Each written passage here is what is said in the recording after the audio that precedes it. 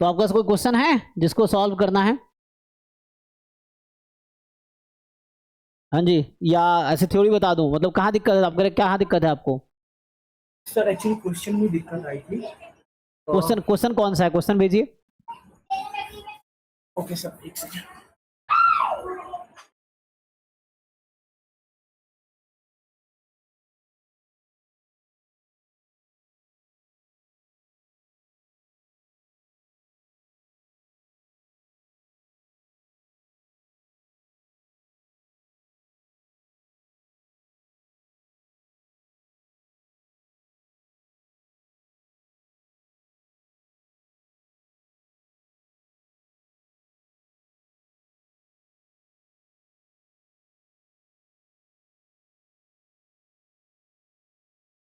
ये कंटिन्यूटी का नहीं है, पर इसमें भी एक डाउट था, मेरे ये सॉल्व नहीं हो रहा था। कोई भी एक क्वेश्चन भेजो ना, उससे पता चल जाएगा आपको क्या डाउट है। सर एक भेजा है मैंने अच्छा, एक मिनट। आपके व्हाट्सएप पे।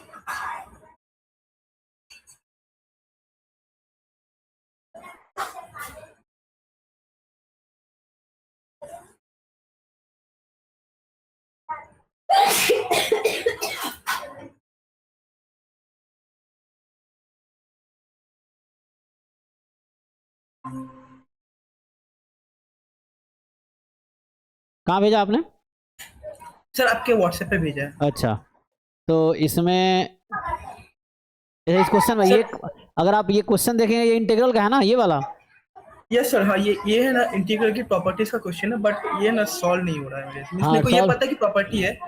और मैं आपको बताना चाहता हूँ, ये जो क्वेश्चन आपने पूछा है इंटीग्रल का है, हमने ओपन किया तो लोग असाइनमेंट भेज दो, इंटीग्रल कैलकुलस डिफरेंशियल का ग्रुप में भेज दो। हाँ सर, मैं बाकी लोग अपना ओके सर, ट्राई कर भेज। लेंगे, कल मैं है ना उसको डिस्कस करा दूंगा।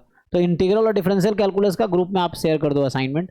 ये क्लास 12th के एनसीईआरटी का क्वेश्चन है, आप चाहो तो एनसीईआरटी क्लास 12th वाला ओपन करो और लास्ट एक्सरसाइज का ये क्वेश्चन है। चेक प्रॉपर्टीज ऑफ इंटीग्रल है ना, आई थिंक 7.11 का क्वेश्चन है ये, प्रॉपर्टीज ऑफ ये डेफिनेट दोनों इंटीग्रल। प्रॉपर्टी से ये मुझे पता है। हाँ, मुझे तो ये नहीं पता क्वेश्चन, लेकिन बस प्रॉपर्टी से ये पता है। देखो क्वेश्चन आप, मैं लिख देता हूँ। तो ये कह रहा है कि यहाँ हम ओपन कर सकते थे ऐसे ना, ओपन भी कर सकते हैं, ठीक है। नहीं, मैं आपको क्वेश्चन बता देता हूँ। तो कह रहा है एफ एक्स जो है f of a minus x है, और जी एक्स प्लस, है ना, g x plus g of a minus x जो है वो 2 है, ठीक है। तो एफ एक्स बराबर f of a minus x and g x plus g of a minus x बराबर 2 है। तो आपसे पूछ रहा है what is the value of integral 0 to a, 0 to a. तो ये सब 11th-12th वाला इंटीग्रल डिवाइस कर लेना, बट आप ये है। सो F x into g x d x, ठीक है, ये आएगा। इसका वैल्यू क्या है?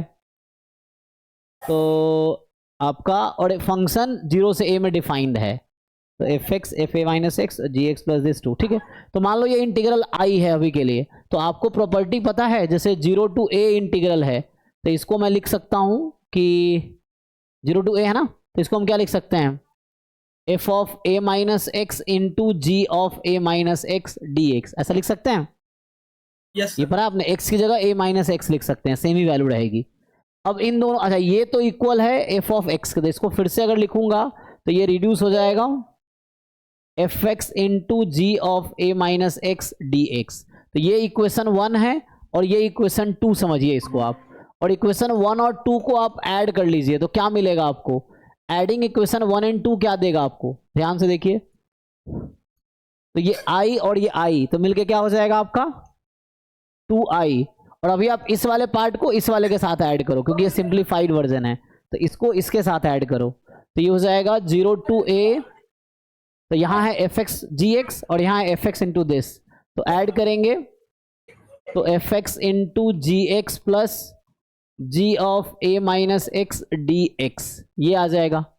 सो 2i जो आपका होगा 0 टू a, और क्वेश्चन में दे रखा है ये 2 है, तो 2 बाहर आ जाएगी, 2 time F x d x. और देखो यही एक ऑप्शन है। अब देखो इन दोनों में 2 और 2 अब चाहो तो कैंसिल कर सकते हो, तो यहां से आ गया i बराबर 0 to a f x d x, यही ऑप्शन है ना। देखो बताओ क्या दिक्कत है, हाँ हो गया।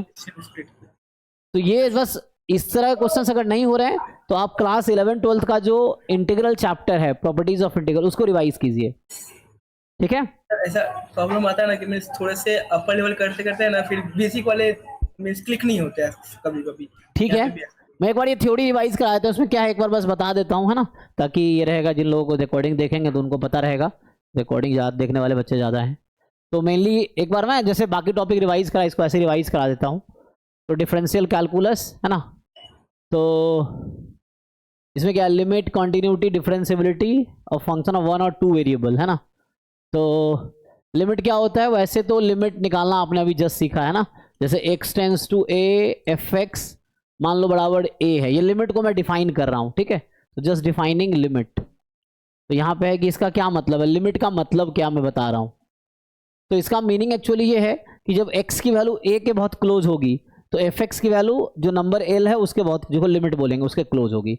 एप्सिलॉन डेल्टा का डेफिनेशन क्या है कि for all epsilon more than 0 there exist delta more than 0 such that mod f x minus l less than epsilon, है ना। और यहाँ आएगा more than equal to 0 for all mod x minus a more than 0 less than delta. तो ये actual mathematical definition है इसका, है ना। इसको अगर हम डिफाइन करते हैं तो इस तरीके से, इसका मतलब है this if and only if कि एप्सिलॉन कोई भी चूज कर लो, एक डेल्टा मिलेगा जिसके लिए एफ एक्स और एल के बीच का डिस्टेंस एप्सिलॉन से कम है, मतलब बहुत क्लोज है एक दूसरे का। कब, अगर एक्स और ए क्लोज होगा एक दूसरे से। तो कहने का मतलब ये है कि एक्स ए के बहुत क्लोज होगी तो एफ एक्स एल के बहुत, मतलब मान लो एक्स की अप्रॉक्सीमेट वैल्यू ए है तो एफ एक्स की अप्रॉक्सीमेट वैल्यू एल है। तो ये लिमिट का मतलब होता है। कॉन्टिन्यूटी कैसे डिफाइन करते हो आप, continuity at a point A, मान लो ये है ना। तो continuity at a point A, किसी पॉइंट पे हम कॉन्टिन्यूटी डिफाइन कर रहे हैं। तो डेफिनेशन क्या है कि f is continuous at point a if and only if limit x tends to a f x is equal to f a, ऐसा हो जाएगा, ठीक है। तो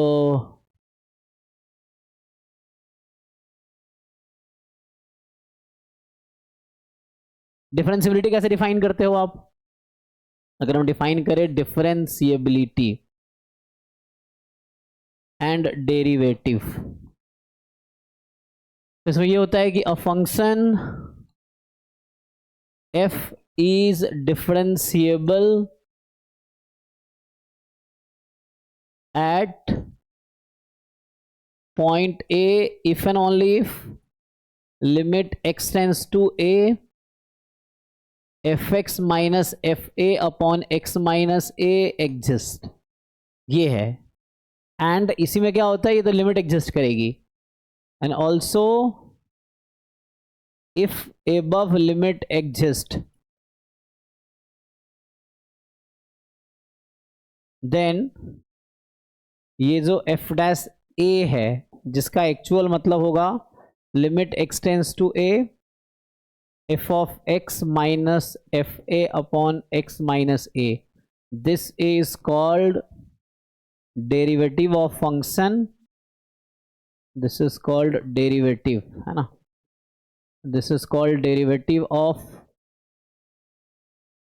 function f at x is equal to a। तो ये बेसिक डेफिनेशन है। Differentiable होने के लिए क्या जरूरी है, लिमिट एग्जिस्ट करना।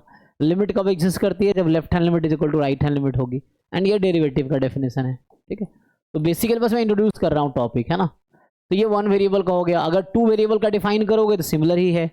अगर मैं 2 वेरिएबल में बात करूँ तो लिमिट ऑफ 2 वेरिएबल, जैसे अभी 1 वेरिएबल की बात कर रहे थे, लिमिट ऑफ 2 वेरिएबल फंक्शन, तो मुझे इसके लिए क्या चेक करना पड़ेगा, तो जैसे वही फिर से वही डेफिनेशन है, जैसे x कॉमा वाई, अब 2 वेरिएबल है तो ऑर्डर पेयर आएगा।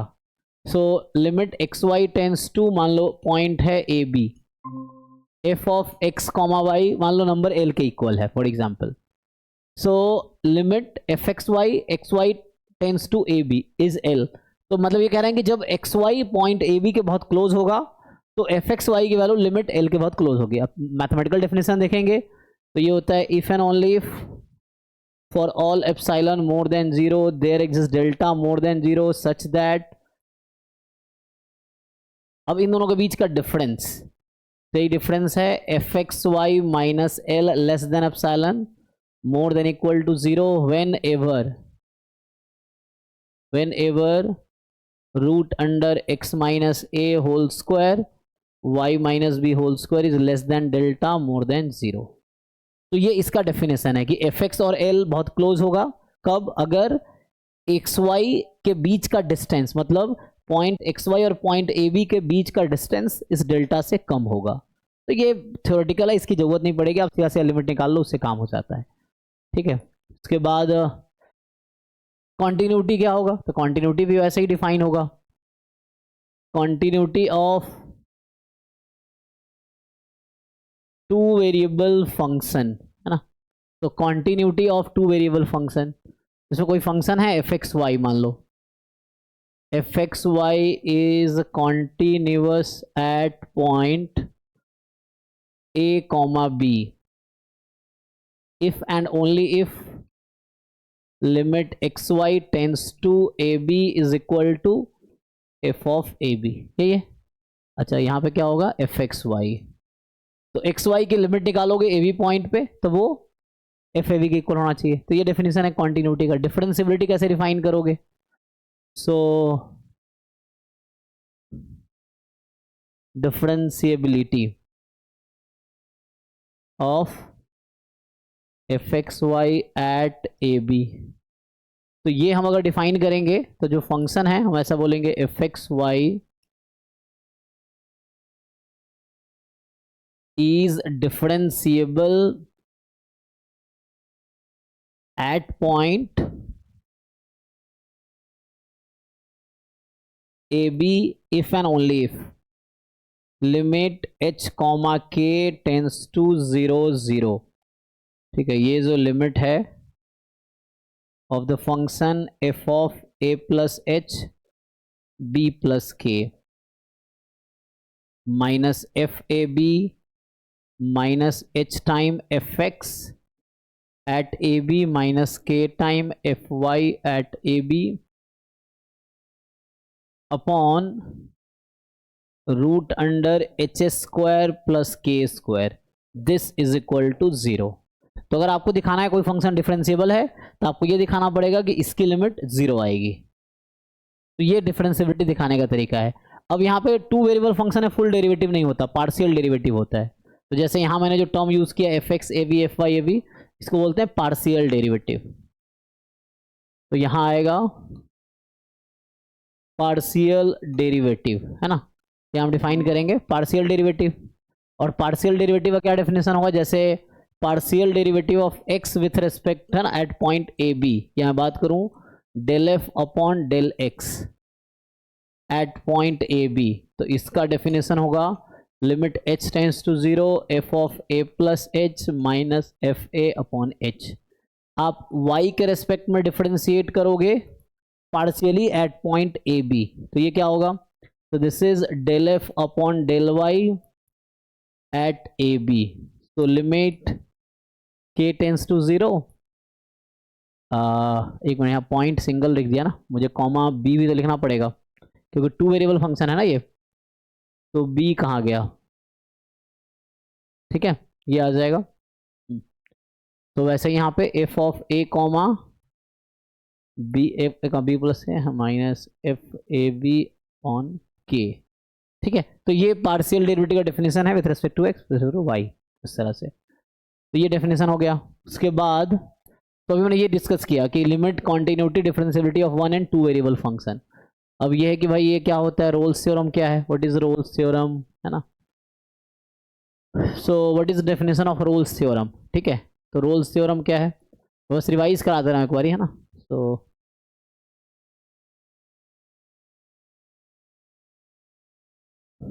तो इसमें ये कि f कोई फंक्शन है, ये भी 11th-12th में है ना, ये सब 11th-12th में ऑलरेडी है। तो f कोई ए बी टू आर कोई फंक्शन है ना, this is continuous at AB and differentiable at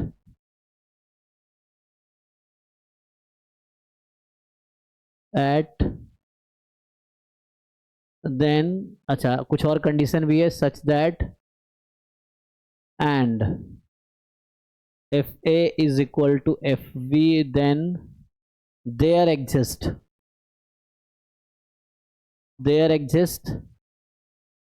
a number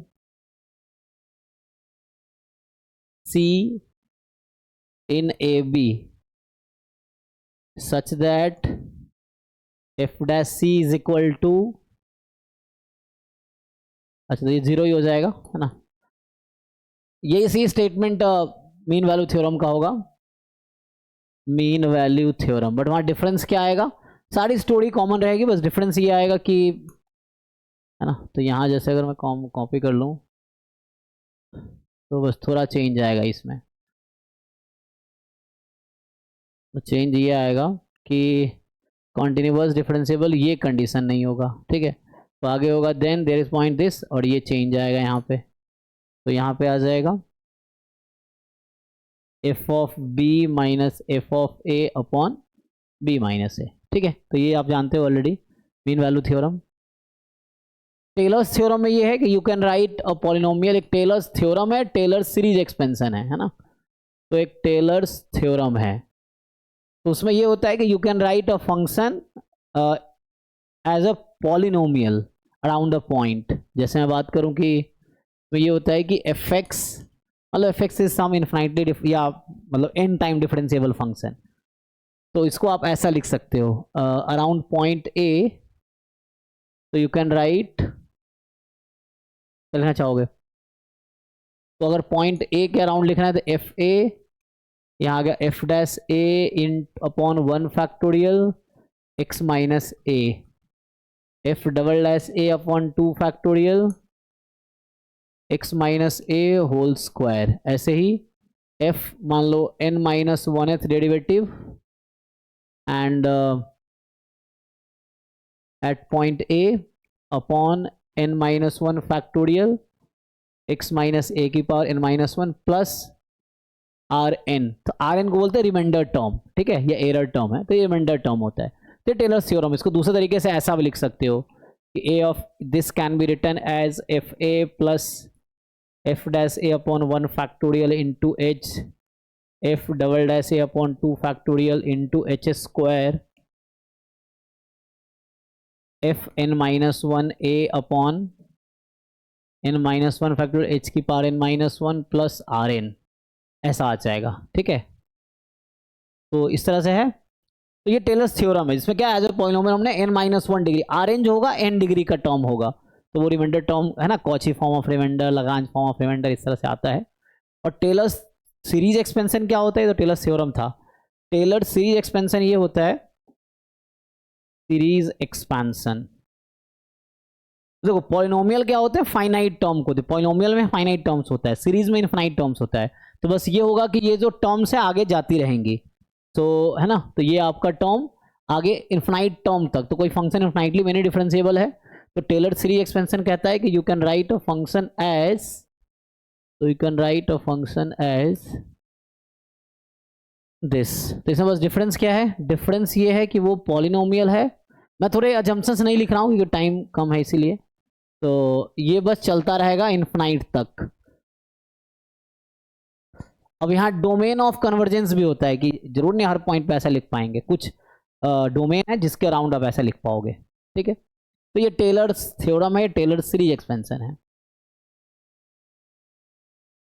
आगे क्या है, अभी तो इंडिटरमिनेट फॉर्म अभी देखा आपने, इंडिटरमिनेट फॉर्म्स क्या होते हैं, maximum minimum of function of 1 and 2 variable, तो अगर आप इंडिटरमिनेट फॉर्म्स देखोगे कितने होते हैं भाई, जैसे अगर हम बात करें इनडिटरमिनेट फॉर्म्स, है ना, 7 फॉर्म्स है ना सर? हाँ 0/0 infinity upon infinity infinity minus infinity 1 की पावर इन्फिनिटी 0 की पावर 0, और क्या होता है 1 2 3 4 5, 2 रह गया,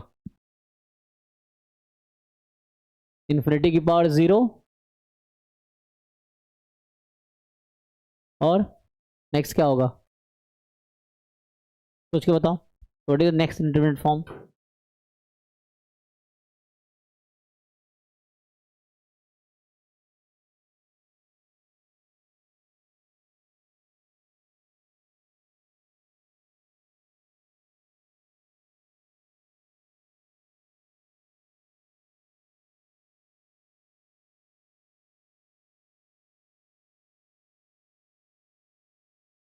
जीरो इंटू इन्फिनिटी। हाँ वो रह गया था 0 इंटू इन्फिनिटी, है ना। तो 0/0 infinity upon infinity, 0 into infinity रह गया एक, तो 0 इंटू इन्फिनिटी। एंड इसमें बाकी देख लो, एक बार चेक कर लो, तो यही है।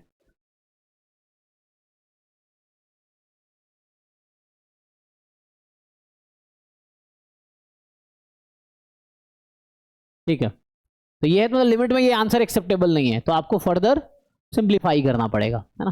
तो ये इंडिटर्मिनेट फॉर्म होते हैं लिमिट निकालने में, दिस आर नॉट एक्सेप्टेबल, ये इंडिटर्मिनेट है तो इसकी कोई फिक्स वैल्यू नहीं है, so this is not acceptable answer, तो you have to solve further. उसके बाद क्या, मैक्सिमा मिनिमा बताना है 1 और 2 वेरिएबल का।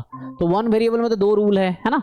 1 वेरिएबल में अगर आप आएंगे तो मैक्सिमा एंड मिनिमा ऑफ, मान लो 1 वेरिएबल फंक्शन पे आते हैं, जैसे मेनली आपके पास 2 रूल हैं, एक होता है फर्स्ट डेरिवेटिव टेस्ट, है ना, एक आता है फर्स्ट डेरिवेटिव टेस्ट, दूसरा आएगा सेकेंड डेरिवेटिव टेस्ट। तो क्या रूल है, पहला है कि मान लीजिए first derivative test and second derivative test. तो एक तो मान लो आपको एक फंक्शन दे दिया है फॉर एग्जांपल, है ना, आपको कोई फंक्शन दे दिया और डोमेन दे दिया कोई, मान लो यहाँ x belongs to set D, D is the domain. So इसमें यह कि आप क्या करते हो, पहले ये निकालते हो, सारे क्रिटिकल पॉइंट निकालते हो। तो क्रिटिकल पॉइंट क्या होता है, a point where either f x is not differentiable और डेरिवेटिव इज 0। तो यहाँ आप निकालते हो फाइंड ऑल क्रिटिकल पॉइंट्स, है ना। तो मान लो लेट्स से आपका x की वैल्यू आ गया C1 C2 C3, है ना, मतलब आप क्रिटिकल पॉइंट निकाल दो। मैंने मान लिया 3 क्रिटिकल पॉइंट आए, C1 C2 C3। अब फर्स्ट डेरिवेटिव टेस्ट ये कहता है कि इसको आप नंबर लाइन पे प्लॉट करो, जो भी 3 क्रिटिकल पॉइंट आए, या मान लो 4 ले लेता हूं समझाने के लिए, C1 C2 C3 C4, ऐसा कुछ समझाने के लिए मान लिया। तो इधर C1 है, C2 है, C3 है, C4 है, मान लो इधर प्लस इन्फिनिटी और इधर, तो ये नंबर लाइन पे मैंने उसको प्लॉट कर दिया। अब क्या करेंगे, इन इंटरवल्स में एफ डैश एक्स की वैल्यू निकालेंगे। तो ये हम क्या कर रहे हैं, sign scheme of f dash x, तो ये हम फाइंड करेंगे, ये जो फाइंड कर रहे हैं this is sign of f dash x check कर रहे हैं।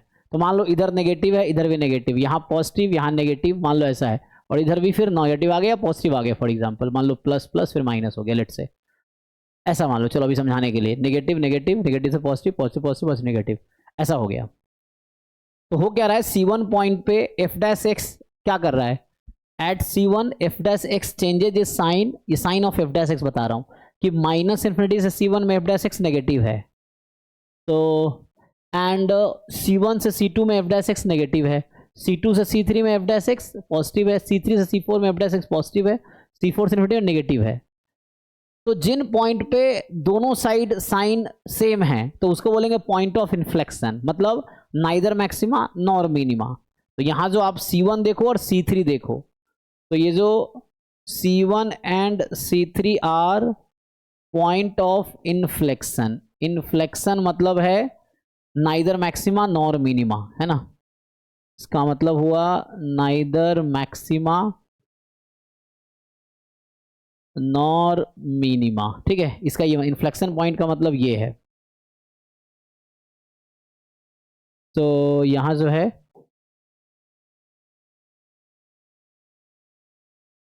ठीक है ना, नाइदर मैक्सिमा नॉर मिनिमा। तो C2 पे देखो नेगेटिव से पॉजिटिव हो रहा है, तो जिस पॉइंट पे नेगेटिव से पॉजिटिव हो रहा हो, डिक्रीजिंग से इंक्रीजिंग हो रहा हो, तो C2 is point of local minima, ठीक है। एंड जो C4 है जहां प्लस से माइनस हो रहा है, इंक्रीजिंग से डिक्रीजिंग, तो point of maxima, C4 is point of local maxima, ठीक है। तो ये है, इसको बोल रहे हैं हम, क्या बोले इसको हमने, ये आपका है फर्स्ट डेरिवेटिव टेस्ट, जो मैंने लिखा है this is a first derivative test, ये था first derivative test. Second derivative test क्या होता है, अगेन एफ एक्स आपको गिवन है, फाइंड ऑल क्रिटिकल पॉइंट्स। मान लो जैसे मैं कहा कि लेट से कि x की वैल्यू आई C1 C2 C3 C4, 4 critical point आया। अब इसमें क्या करते हैं, हर क्रिटिकल पॉइंट पे एफ डबल डैश की वैल्यू निकालेंगे, है ना। तो एफ डबल डैश C1 निकालेंगे, F double dash C2 find करेंगे, ऐसा होगा, है ना, चारों निकालना है। जैसे F double dash C1, F double dash C2, F double dash C3, F double dash C4, ये बस समझाना चाह रहा हूँ। देखो, तो यहाँ कंक्लूजन लिख दूंगा मैं। तो जैसे यही इसी के अकॉर्डिंग लिखता हूँ, जैसे दोनों तरफ नेगेटिव है तो यहाँ आएगा 0 और यहाँ आएगा 0। तो हालांकि यहाँ पे मैंने बोला इन्फ्लेक्शन पॉइंट है, but does not guarantee inflection हमेशा होगा, बस समझाने के लिए बता रहा हूँ। तो जिस पॉइंट पर डबल डेरिवेटिव 0 है तो यहाँ बोलेंगे no conclusion about C1 and C3, मतलब जिन पॉइंट पर डबल डेरिवेटिव 0 आ जाए नो कंक्लूजन। सेकेंड डेरिवेटिव नहीं कहेगा, वो फर्स्ट डेरिवेटिव लगाना पड़ेगा, देन पता चलेगा क्या है, ठीक है। उसके बाद अब मान लो C2 जो है, जैसे यहाँ पे C2 क्या लिखा था मैंने, C2 पे था नेगेटिव से पॉजिटिव, पॉइंट ऑफ मिनिमा, तो मिनिमा है पॉजिटिव आएगा ये, और मैक्सिमम में नेगेटिव आएगा। तो जिन पॉइंट पे क्रिटिकल पॉइंट पे डबल डेरिवेटिव पॉजिटिव है वो पॉइंट ऑफ मिनिमा है। सो C2 is point of local minima, and जो C4 है is point of local maxima, ठीक है। तो इस तरीके से आपका ये फर्स्ट और सेकेंड डेरिवेटिव टेस्ट काम करेगा, ओके है। तो ये इस तरह जो आप जानते होंगे ऑलरेडी। अब आगे से 2 वेरिएबल में आऊँगा, तो 2 वेरिएबल में कैसे फाइंड करेंगे। तो अगर 2 वेरिएबल में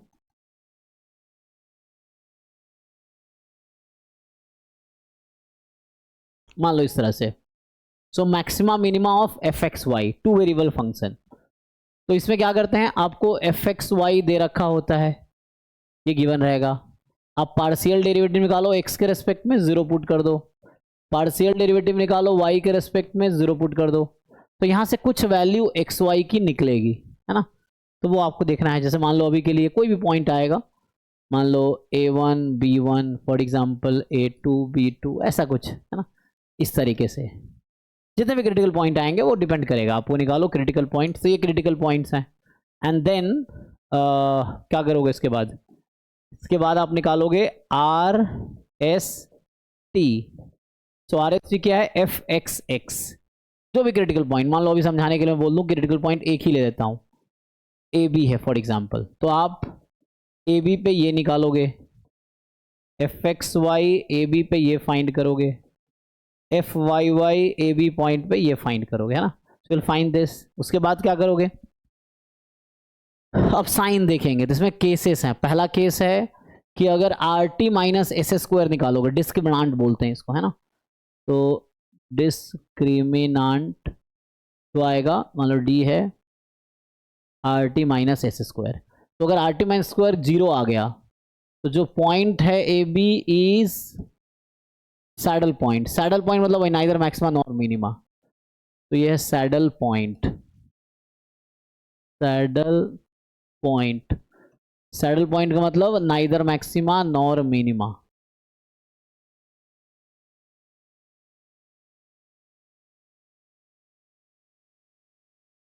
फिर दूसरा केस है कि आर टी माइनस स्क्वायर मान लो पॉजिटिव है, एक मिनट सॉरी ये गलत हो गया, ये 0 होगा तो टेस्ट फेल होगा।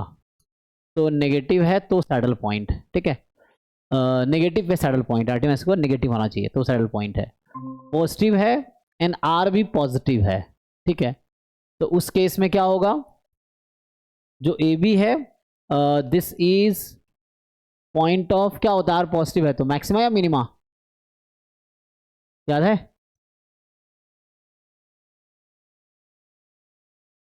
मिनिमा,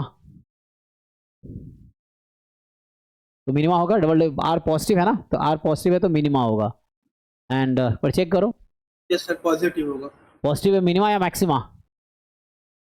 ये सर मैक्सिमम पॉजिटिव है तो मैक्सिमा होगा, लेस देन है तो मिनिमा हो जाएगा। ऐसा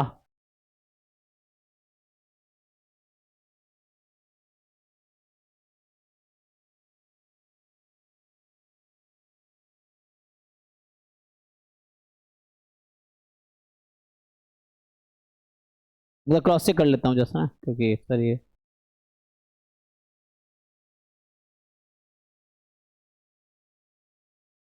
पॉजिटिव है तो मिनिमा, नेगेटिव है तो मैक्सिमा। ये वही रूल है जो 2 वेरिएबल वाला था, तुम यहाँ से रिलेट कर सकते हो। देखो जैसे पॉजिटिव है, C2 पे पॉजिटिव था तो C2 पे मिनिमा था, C4 पे नेगेटिव है तो मैक्सिमा था, ठीक है, इस तरह से। तो यहाँ भी ऐसे ही है, R पॉजिटिव है तो मिनिमा,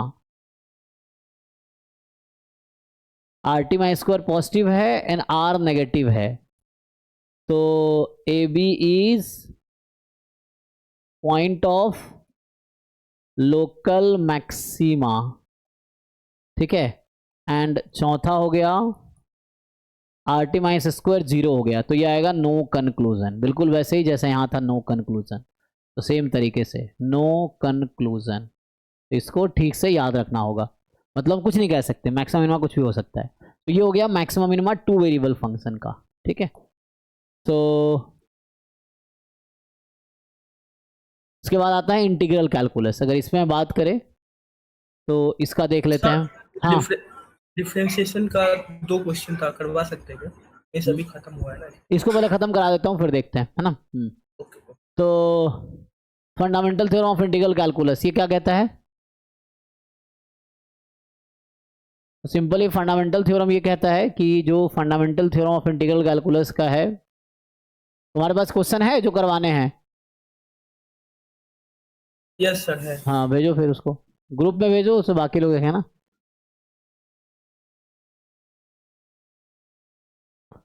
तो इसमें सिंपल ये कहता है कि जैसे मान लो let derivative of example capital f जो है स्मॉल एफ एक्स है, तो देन इंटीग्रल ऑफ जो स्मॉल एफ एक्स होगा वो आपका capital f x plus c. तो ये तो बस बेसिक इंटीग्रल का डेफिनेशन, मेनली इसका रोल यहाँ पे है। तो ये कहता है कि a to b small f x को डिफ्रेंशिएट करोगे तो ये capital f b minus capital f ए आएगा। और यहाँ पे ये जो फंक्शन एफ है वो डिफरेंशिएबल होने चाहिए, है ना, capital F should be A differentiable function. तो ये फंडामेंटल थ्योरम है। इसके बाद जनरली क्या रहता है, डबल एंड ट्रिपल इंटीग्रल। तो जैसे ये तो सिंगल इंटीग्रल है जो कि 11 12 से भी हो जाता है। डबल इंटीग्रल में क्या है, मेनली आपको सीखना पड़ता है कि डबल इंटीग्रल है, मान लो इस तरह से f x y d x d y. तो पहले आप x के रेस्पेक्ट में इंटीग्रेट करो, फिर y को कांस्टेंट मान के x के रेस्पेक्ट में इंटीग्रेट करो, बाद में जो बचेगा तो उसको फिर आप y के रेस्पेक्ट में इंटीग्रेट करो, है ना। मान लो a to b c to d है। ट्रिपल इंटीग्रेशन वैसे ही है, सेम तरीके से ट्रिपल इंटीग्रल में वैसे ही है कि आप मान लो 3 x y z है ना, एंड dx dy dz, कोई भी a to b c to d e to f मान लो ऐसा है। तो अगेन x के रेस्पेक्ट में इंटीग्रेट करो, बाकी को कांस्टेंट मान के, फिर y के रेस्पेक्ट में, फिर z के रेस्पेक्ट में 1 by 1। बाकी जो मेनली इसमें जो बोला गया है कि एप्लीकेशन ऑफ डेफिनेट इंटीग्रल, तो एरिया है ना, तो मेनली आपको जो बात करना है आर्क लेंथ, एरिया और वॉल्यूम का। तो आर्क लेंथ का फॉर्मूला पता है आपको क्या होता है? Arc length f x over x belongs to a b. तो इसका फॉर्मूला क्या है? तो ये आर्क लेंथ को एल बोल देता हूं, क्या होता है integral root over 1 plus dy by dx whole square, dx a to b, है ना।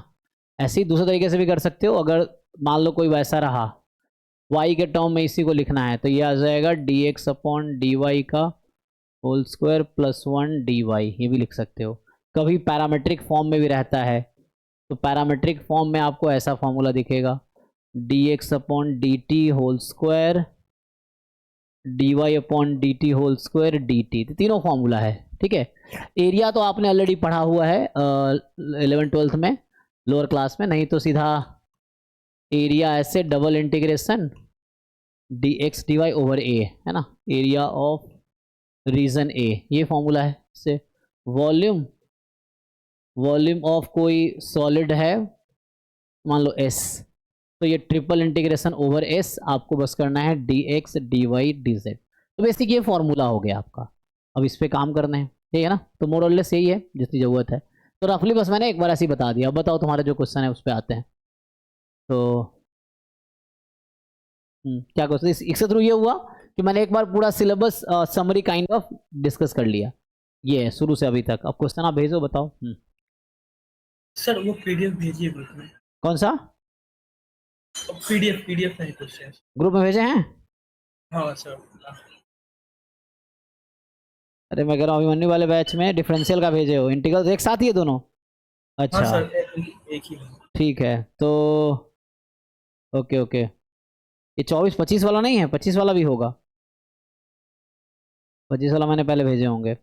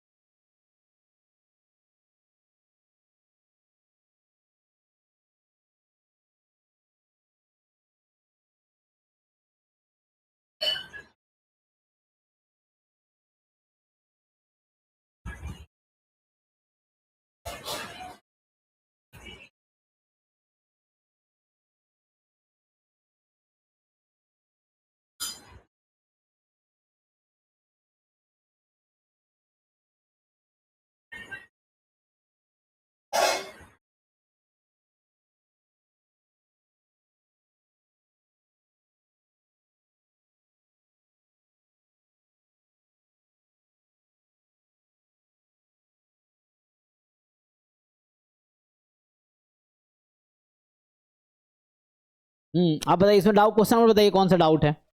Sir question number 8, 10।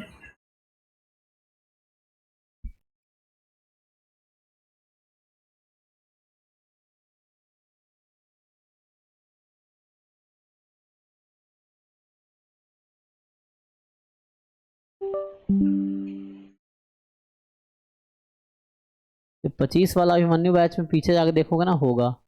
तुम 24 वाला डाल दे हो, ठीक है छोड़ो कोई बात नहीं, अभी यही कराता हूँ, टाइम नहीं है। जो भेजे हो वही करवाता हूँ। 25 वाला भी ऑलरेडी भेज रखा हमने।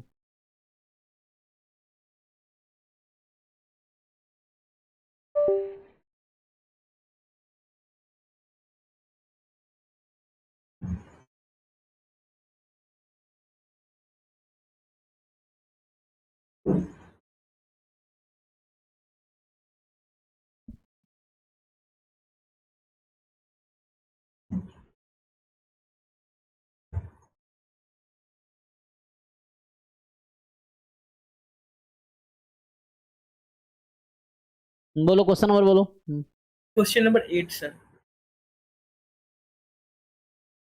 8 ऊपर। तो ये change of order of integration पे है। हाँ सर। तो एक्चुअली स्प्लिट हुआ है ना, इसलिए समझ नहीं आ रहा था। चेंज ऑफ ऑर्डर आता है?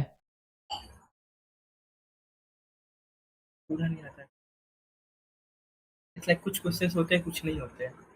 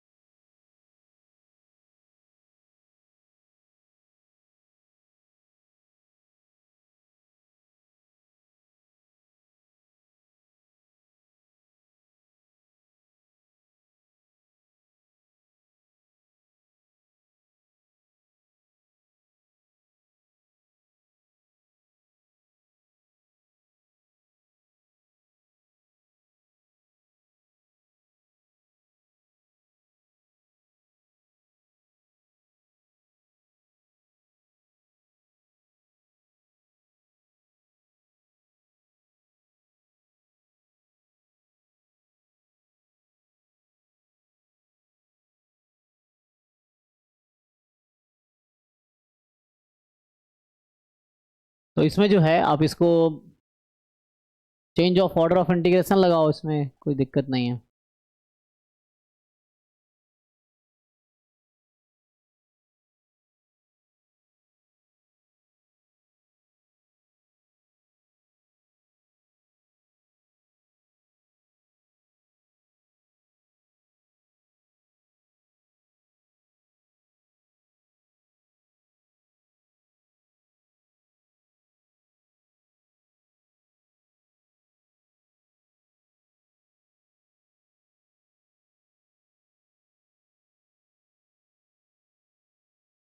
इसमें है क्या, देखो इन लिमिट देखो, इसमें जो लिमिट है double integration f x d x d y, तो यहाँ पे है y से रूट अंडर 1 - y², और यहाँ पे है 0 to 1/√2, ये है।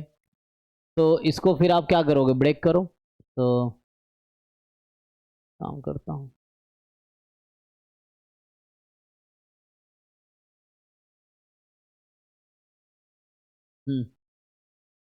सो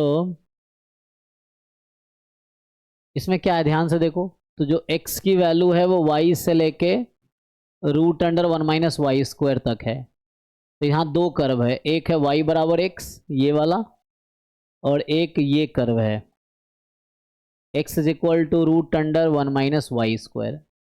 तो एक है y is equal to x, एक है x² + y² इज 1। ठीक, सो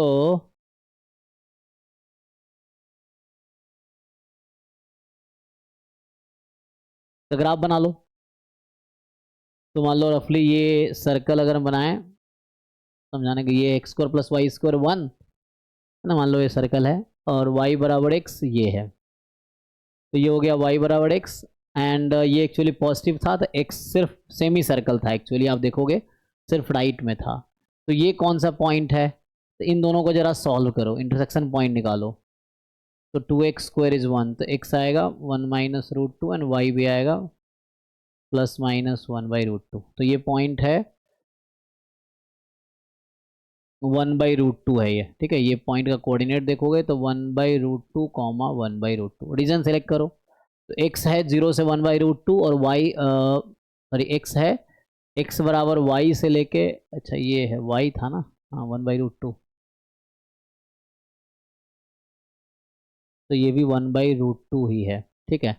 तो हमें x की वैल्यू था x बराबर y, ओके, 2x बराबर सर्कल, तो लाइन टू सर्कल जाना है आपको, y इस बीच में ही है, तो x की वैल्यू लाइन से सर्कल तक जाना है।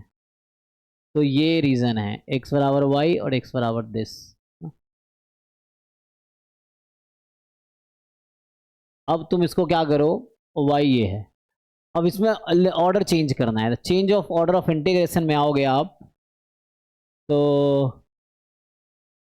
ठीक है। अब ध्यान से देखो, तो इसमें ये था कि x, this was x is equal to y and this was x is equal to this, है ना। अब मुझे इसको दूसरे टर्म्स में लिखना है, तो हमें अब इसको कैसे लिखना है, तो now we have to write it as a change of order. तो देखो अभी चेंज ऑफ ऑर्डर में, तो मुझे इसका अब ऑर्डर चेंज करना है, तो मुझे इसी इंटीग्रल को लिखना है f(x(y) dy dx, इस तरह से, ठीक है। तो ये है f(x(y) dy dx, ऐसा आ जाएगा।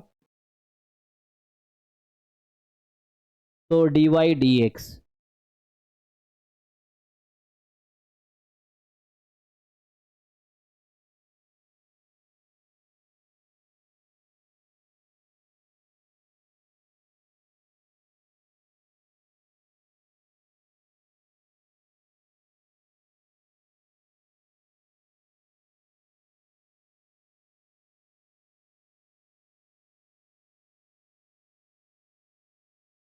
ओके।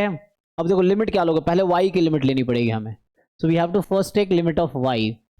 तो y के पैरेलल एक लाइन ड्रॉ करो, देखो ध्यान रखो इस रीजन का अलग लिमिट आएगा, तो पहले तुम जो अभी येलो में सेट कर रहा हूँ इसका लिमिट लो, इसका अलग लिखना पड़ेगा, ठीक है। तो इसमें ये जो है y बराबर x एक्सिस 0 और ये है y बराबर x, तो यहाँ आएगा y बराबर 0 से x, और ठीक है अब यहाँ देखो कि x की वैल्यू कहाँ से कहाँ तक है, x है 0 से 1/√2 तक, ठीक।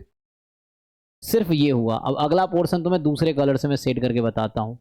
अब मुझे इस वाले का अलग लिखना पड़ेगा, ये जो पॉइंट ये था ना, हाँ, अब इस वाले पोर्शन का मुझे अलग से कलर, समझ आ रहा है, एक येलो कलर का लिख दिया मैंने। अब ये जो आपको दिख रहा है ब्लू कलर, इसका अलग से लिखना पड़ेगा। क्यों ऐसा हो रहा है? क्योंकि y के पैरेलल स्ट्रिप बनाओगे तो lower curve upper curve change हो रहा है, इसीलिए, ठीक है। अपर कर्व चेंज हो रहा है, लोअर तो कॉमन है, अपर चेंज हो रहा है। तो यहाँ पे जो दूसरा पार्ट आएगा एफ एक्स वाई, यहाँ डी एक्स डी वाई था, अब मुझे डी वाई डी एक्स करना है। तो y की लिमिट क्या है?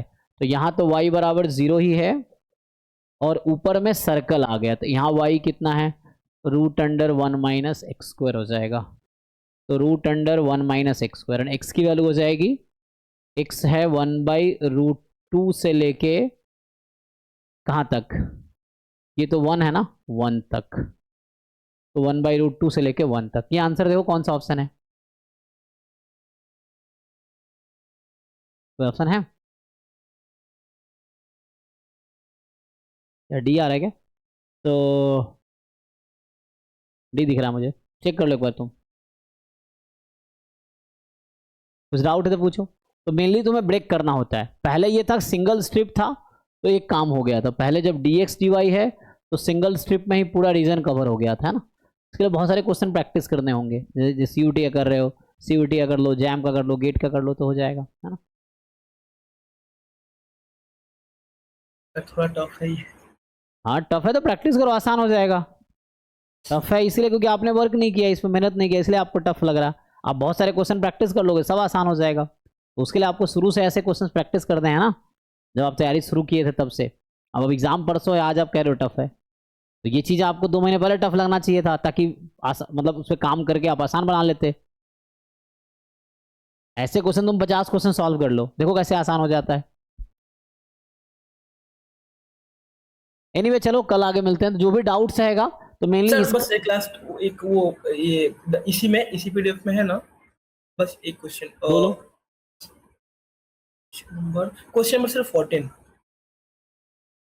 तो कल इसी का डाउट डिस्कशन होगा। तो